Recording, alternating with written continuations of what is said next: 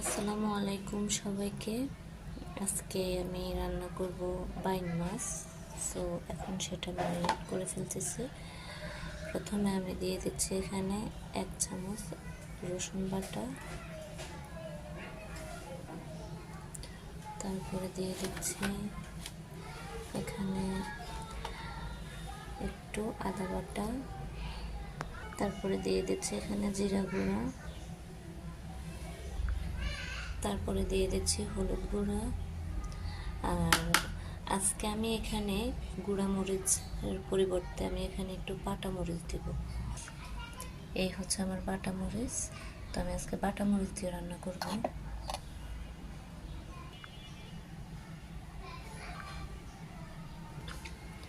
দিয়ে দিচ্ছি পরিমাণ মতো লবণ।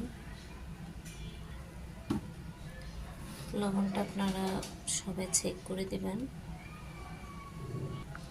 তারপর এখানে দিয়ে দিচ্ছি সরিষার তেল। যদিও আমি আবার তেল দিয়ে বসাবো, তো এখানে সামান্য পরিমাণে একটু তেল দিলাম ম্যারিনেট করার জন্য। এই আমার কিন্তু বাইন মাছ ম্যারিনেট করা হয়ে গেল। সো আমি এখন কড়াইতে কিন্তু তেল বসিয়ে কাঁচা পেঁয়াজ দিয়ে দিব, যার কারণে আমি আর এখানে পেঁয়াজটা অ্যাড করিনি।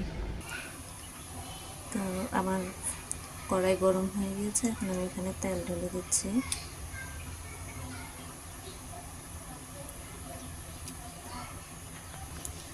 সরিষার তেলটা গরম হলে আমি এখানে পেঁয়াজ দিয়ে দিব।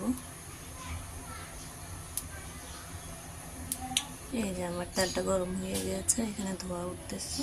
এখন আমি পেঁয়াজটা দিয়ে দিব।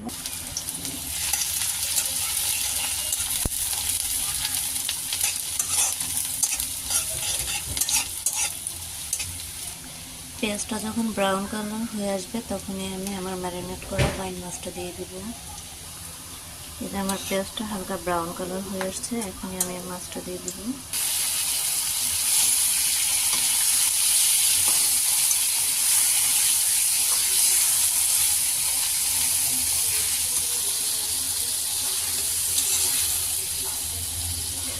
তো আমি এখন ঢাকনাটা সরিয়ে দেখবো কী অবস্থার ভিতরে।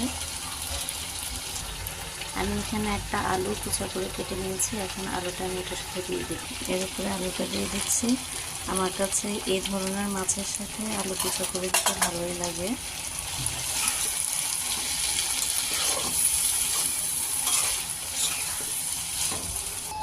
এই পর্যায়ে আমি একটু পানি অ্যাড করে দিলাম। সাথে রান্না করব লাল শাক দিয়ে শিং মাছ। তো আমার রান্না মোটামুটি শেষ হয়ে আসছে।